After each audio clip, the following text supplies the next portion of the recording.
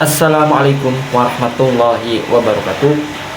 Viral, Gus Wapi dan Habib Hanif bersatu melawan Mukiman atau Muhibinnya Kiai Imad ya. Jadi kita akan kasih sebuah video yang mana Gus Wapi dan Habib Hanif bersatu ya. Ini ada apa ya? Nanti bapak-bapak ibu juga akan melihat Ustadz ini membela tesisnya Kiai Haji Imaduddin ya, seperti menyindir salah satu Ustadz senior di Indonesia.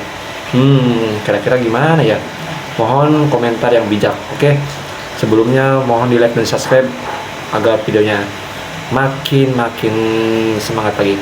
Kita ke videonya. Andai kata ada orang, ya, andai kata di tengah kampung ada bangkai keledai, saya sering sebutkan ini, ada bangkai keledai di tengah kampung, bau busuk. Di tengah kampung ada bangkai keledai, bawa penyakit itu bangkai, lalernya udah kemana-mana. Itu lebih disenangin oleh orang daripada kalau ada orang mukmin yang amar ma'ruf nahi munkar. Ada orang mukmin yang ngatur, ini halal, ini haram, ini hak, ini batil. Mendingan bangke di tengah kampung bawa penyakit daripada ada orang yang nyampaikan kebenaran. Makanya jangan kaget sekarang kalau ada ulama nyampein kebenaran dicaci maki, dihina-hina, difitnah. Yang korupsi siapa yang dimusuhin habaib? Yang ngerampok siapa yang dimusuhin habaib? Dan ngajak orang ke majelis, ngajak orang sholawatan. Kita dari kecil diajari ikut para ulama, percaya kepada para ulama, menghormati pendapat ulama, bukan malah menolak pendapat ulama. Bahsul Masail dari tingkat desa sampai tingkat internasional, kalau kita mendengarkan Imam Ibnu Hajar berpendapat, kita setuju, kita percaya Imam Ibnu Hajar ini orang allama. Sekarang malah Imam Ibnu Hajar yang dikritik. Ini kan Hajar beneran orang-orang ini, batu. UAS tidak bisa menunjukkan kitabnya, maka UAS terindikasi telah membohongi umat. UAS terindikasi telah memanipulasi umat dan memaksakan sebuah indoktrinasi, memaksa umat untuk percaya Ba'alwi merupakan keturunan Nabi. Tuduhan komunis itu setara dengan tuduhan kafir. Tidak ada catatan sama sekali. Oke, siapa yang akan bertanggung jawab ini? Saudara Taufik Assegaf, Ketua Rabitatul Alawiyah, harus jawab ini. Antum jangan cuma ngaku-ngaku cucu Nabi. Habib Rizik, Bahar bin Smith, oke, harus dijawab ini. Hanif Al-Attas harus menjawab ini semua. Ustadz Abdul Somad, Anda wajib menjawab. Kalau Anda paksakan itu semua, ini pembodohan. Bahkan bukan hanya pembodohan, ini penipuan ini namanya. Yang nggak boleh itu, kita ini secara saintik, DNA-nya bukan dari Nabi, kok ngaku-ngaku cucu Nabi, itu aja masalahnya. Kata kuncinya cuma satu itu.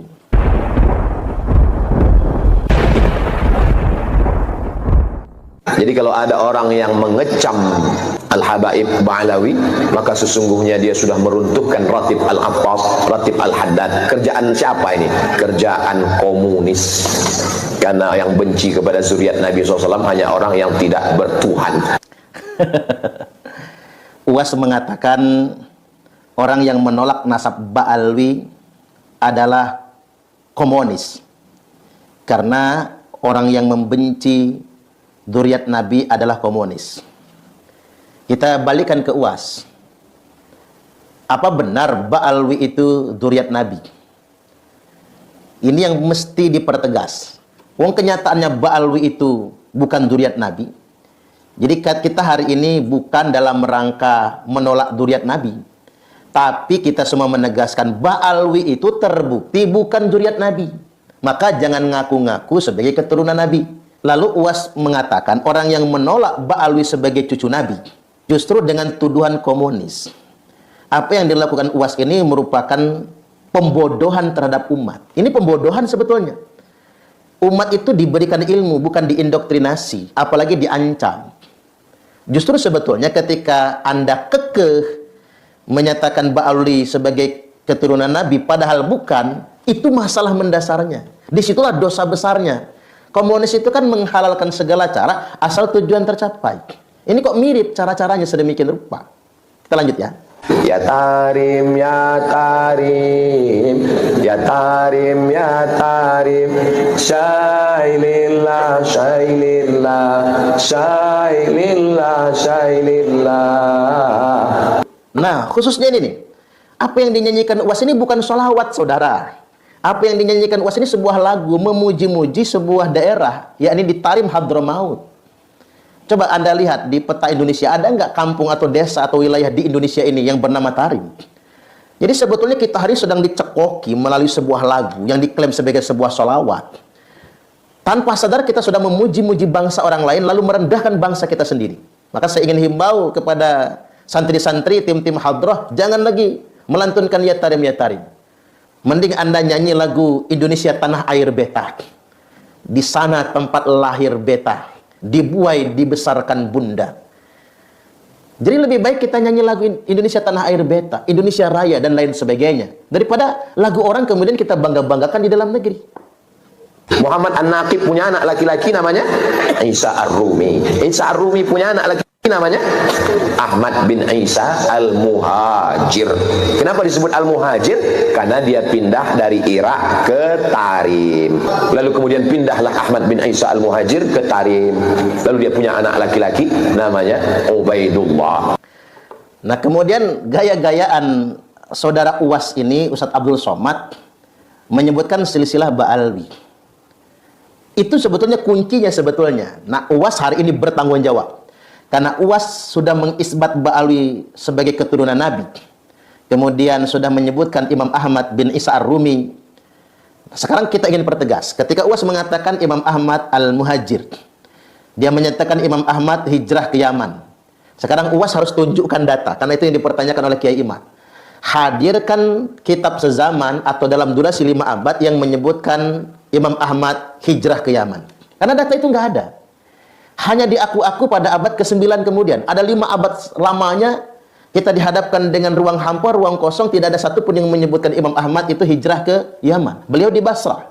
Tiba-tiba di abad ke-9 Hijriah, Ba'alwi mengklaim Imam Ahmad hijrah ke Yaman. Nah, ini saya ingin tanya kepada Uwas, Anda sebagai ustadz, sebagai penceramah, Anda harus bertanggung jawab. Uwas harus hadirkan kitab yang menyatakan Imam Ahmad bin Isa hijrah ke Yaman. Kalau tidak, berarti Anda sengaja memanipulasi umat. Saya ulangi, kalau Uwas tidak bisa menunjukkan kitabnya, penjelasan, riwayat yang menyatakan Imam Ahmad bin Isa hijrah ke Yaman, hijrah ke Hadramaut, kalau tidak bisa menunjukkan itu, maka Uwas terindikasi telah membohongi umat. Uwas terindikasi telah memanipulasi umat dan memaksakan sebuah indoktrinasi, memaksa umat untuk percaya Ba'alwi merupakan keturunan Nabi. Setiap ustadz mau balik penceramah itu jangan asbun, jangan asal ngomong. Dia harus mempertanggungjawabkan apa yang dia sampaikan. Apalagi Anda sudah mengatakan yang mengkritisi nasab Ba'alwi adalah komunis. Tuduhan ini serius loh. Tuduhan komunis itu setara dengan tuduhan kafir. Oke, kita tidak perlu merasa tersungging dengan itu semua, karena kita punya datanya. Hari ini kita sedang menunggu data.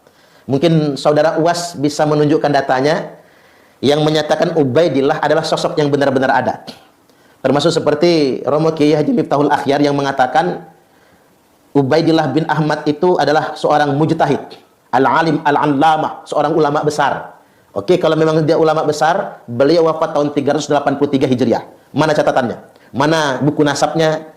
Mana catatan mungkin ada yang meriwayatkan sosok ulama? Mana karyanya? Mana kitab yang dia tulis? Kita kan berpikirnya sederhana saja sekarang. Ketika Bani Ba'alwi mengklaim datuk mereka adalah Ubaidillah yang dinasabkan kepada Ahmad dan seterusnya, yang wafatnya tahun 383 Hijriah. Nah, mana catatan di abad tersebut? Abad ke-4 Hijriah. Tidak ditemukan di abad 4 Hijriah, di abad berikutnya, abad 5 Hijriah, naik ke 6 Hijriah, naik ke 7 Hijriah, naik ke 8 Hijriah.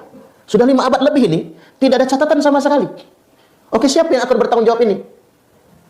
Saudara Taufik As-Segaf, Ketua Rabitatul Alawiyah, harus jawab ini. Antum jangan cuma ngaku-ngaku cucu Nabi. Habib Rizik, Bahar bin Smith, oke, harus dijawab ini. Hanif Al-Attas harus menjawab ini semua. Ustadz Abdul Somad, Anda wajib menjawab, karena Anda sudah mendiskreditkan orang yang mengkritisi dengan sebutan komunis. Anda harus jawab ini. Kalau Anda tidak menjawab, berarti Anda hanya bisa mengindoktrinasi saja. Itu namanya pembodohan terhadap umat. Mendoktrin umat tanpa dalil, mendoktrin umat tanpa hujah, itu adalah pembodohan terhadap umat. Ini nggak boleh dibiarkan sebetulnya. Oke, saya ingin mengajak publik untuk berpikir jernih lah. Mulai dari pasca abad ke-4 Hijriah sampai abad ke-9 Hijriah, tidak ada data yang menyebutkan Ubaidillah ini tadi. Dia hijrah ke Yaman, nggak ada datanya. Nama Ubaidillah ini juga nggak ada. Tiba-tiba nama ini baru disebutkan pada abad ke-9 Hijriah oleh Habib Ali bin Abu Bakar As-Sakran dalam kitab Al-Burqah atau Al-Burqatul Musyiqah. Di mana Habib Ali bin Abu Bakar As-Sakran ini baru wafat tahun 895 Hijriah. Bayangkan dari tahun 383 Hijriah ke tahun 895 Hijriah. Coba matematika Anda dipakai. 5 abad lebih lamanya. Tidak ada data sama sekali. Ya, saya pakai logika sederhanain, biar yang awam juga bisa memahaminya. Di tahun ini, di abad ke-21 ini kan tahun 2024, berarti kita nyebutnya abad 21 ini. Kita mengenal di abad 21, kemarin di abad 20, ada seorang yang sangat terkenal, namanya Insinyur Soekarno. Orang tahu dong, beliau adalah Bapak Proklamator, Presiden Republik Indonesia yang pertama, di urutan pahlawan ditempatkan di nomor 1, dan punya anak. Nama anaknya Megawati, Soekarno Putri, Sukmawati, Rahmawati, Guntur Guru, dan nama-nama mungkin, ya inilah yang kita kenal sebagai nama anak Soekarno. Di abad ke-21 ini. Tiba-tiba 5 abad ke depan, berarti kita ambil tahun 2524 katakanlah. Di tahun 2524, 5 abad ke depan, tiba-tiba ada sebuah keluarga yang membangun pengakuan. Kami ini adalah cucunya Soekarno. Anak keturunan Soekarno. Lalu orang bertanya, loh kok bisa kalau Anda ini anaknya cucunya Soekarno? Apakah Anda ini adalah dzurriatnya Megawati, Sukmawati, Guru atau Guntur? Lalu kemudian keluarga ini mengatakan, klan ini mengatakan, kami adalah keturunan dari datuk kami yang bernama Suparman Soekarno Putra. Inilah yang disebut dengan ngaku-ngaku. Kemudian orang bertanya, mana catatannya, mana korannya, mana bukunya, catatan silsilah keluarganya, mana? Nggak bisa menunjukkan. Orang periksa file-file pemberitaan. Di abad ke-21, abad 22, abad 23, ada abad 24, abad 25 diperiksa semua. Nggak ada. Pengakuan itu baru muncul di abad ke-26. Orang kemudian jadi bingung, mana ini datanya? Persis seperti itulah apa yang dilakukan oleh Ba'alwi hari ini. Mereka membangun pengakuan itu hari ini. Setelah 5 abad kemudian. Bahwa kami adalah dzurriat Nabi dari Jalur Ubaidillah. Nggak bisa begitu, bos. Kalau begitu caranya orang ngaku-ngaku aja, yang penting hidung mancung. Nggak bisa. Kalau Anda paksakan itu semua, ini pembodohan. Bahkan bukan hanya pembodohan, ini penipuan ini namanya. Kemudian yang berikutnya, data terkait dengan catatan kitab nasab ini juga dilengkapi oleh kajian pakar DNA. Pakar DNA memastikan ini sains, ini ilmiah 100%, kita bisa menelusuri jejak asal-usul genetik seseorang. Tiba-tiba kemudian Rabitatul Alawiyah, kemudian Maktab Daimi yang selama ini juga menggunakan tes DNA untuk memastikan keabsahan nasab seseorang, bahkan Rizik Syihab pernah nantang semua yang ngaku-ngaku cucu Nabi wajib tes DNA, kata Rizik Syihab. Tiba-tiba hari ini anti DNA, lalu mengharam-haramkan DNA. Mau tahu nggak apa sebabnya? Coba mau tahu nggak apa sebabnya? Sebab paling utamanya adalah karena mereka sebagian sudah tes DNA dan DNA-nya terbukti G semua, nggak ada yang meleset. Itulah hikmah dan berkahnya mengapa Ba'alwi itu nggak mau menikahkan anak perempuannya kepada laki-laki yang bukan dari golongan mereka. Karena Allah ingin tunjukkan pada akhirnya tidak ada satupun dari keturunan mereka yang genetikanya bermutasi kepada jenis yang lain.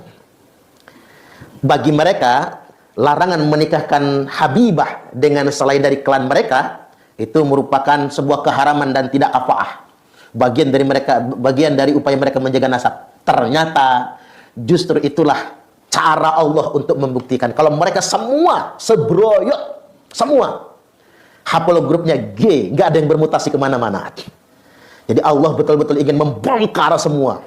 Walau dalam bahasa awamnya begini, nih, mengapa mereka tidak mau menikahkan anak perempuan mereka dengan laki-laki di luar klan mereka?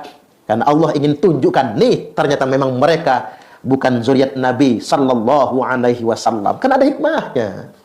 Selama ini kan kita mikir-mikir, yang apalah gitu ya, Ba'alwi ini, kalau perempuan mereka dinikahkan orang ahwal, orang pribumi, apalagi hidungnya pesek misalnya, mereka ngamuk-ngamuk, marah-marah, haram hukumnya, tidak kafa'ah dan lain sebagainya. Tapi di sisi lain, bahaya juga kalau perempuan mereka bercampur menikah dengan mungkin dengan keturunan Wali Songo. Di mana keturunan Wali Songo ini kan punya haplogrup J1, sejalan dengan haplogrup Nabi.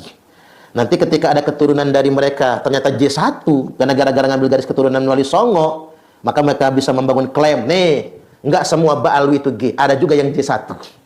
Tapi hikmahnya mereka melarang perempuan mereka menikah keluar agar haplogrup DNA asalnya terjaga tetap G sepanjang zaman. G itu kan etnis asalnya Yahudi Ashkenazi. Kita nggak mempermasalahkan asal lah. Saya juga mungkin kalau dites DNA dulu mungkin suku apa barangkali kan. Jangan-jangan mungkin ada gen Cinanya saya ini. Atau jangan-jangan ada gen Afrikanya barangkali. Nggak penting bagi saya.